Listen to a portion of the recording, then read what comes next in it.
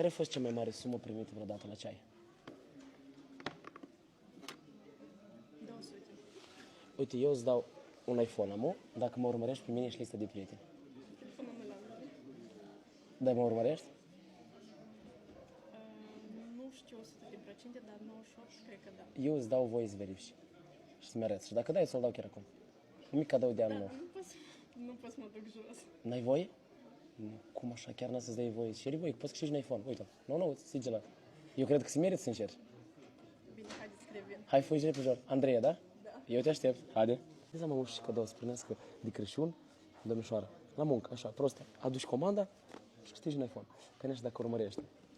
Dacă nu urmărește, nu-i da. Ar fi amuzant dacă fata moară de follow. Ea mustă acolo. Știu un follow, știi? Asta noi deja nu știm. Dar ar fi amuzant. Sau ar fi amuzant, dar și el să nu urmărească. Asta bă și e bine cazare. Carton? Nu? Au trecut în jur de vreo 10 minute de când noi stăm să așteptăm. Nici nu putem să mâncăm, așteptăm să vină fata și drug ne prinde mâncând și cu mâinile murdare, dar totodată nu vine. Și problema, sau mai bine spune întrebarea, deși nu-i de voi, știi că este legea asta. La Belș este o regulă, că nu-i de voi cu telefoanele.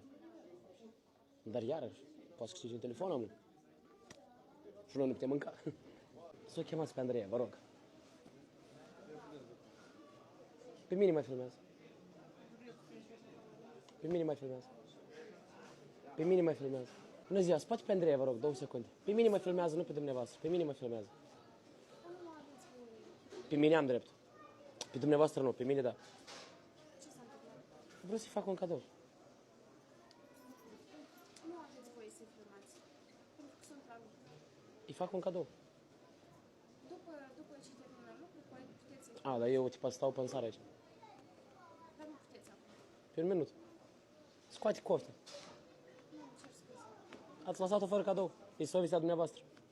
Știți? Din păcate, eu nu știu și za regulă. Nu vreau să mă bag în regulă cuiva. Da, Andrei a rămas fără cadou. Pentru că nu i-a dat voi pe un minut să apropie. Păcat. Și Andrei, dacă vezi video ăsta, știi că nu este vina mea. Eu am vrut, ție nu ți-a dat voie. Sau tu n-ai vrut, poate, eu nu știu. Dar dacă sincer, foarte straniu, frate, nu? Stai, erau la 1 metru de mine și nu i-a dat voie prost să apropie să-i dau iPhone-ul. La 1 metru. Păcat. Dar vouă vreau să spun că dacă tu vrei să câștigi acest iPhone 16 nou sigilat, tot ce trebuie să faci este să urmărești pe mine și lista mea de prieteni. Nu sta pe gânduri, urmărește lista mea de prieteni.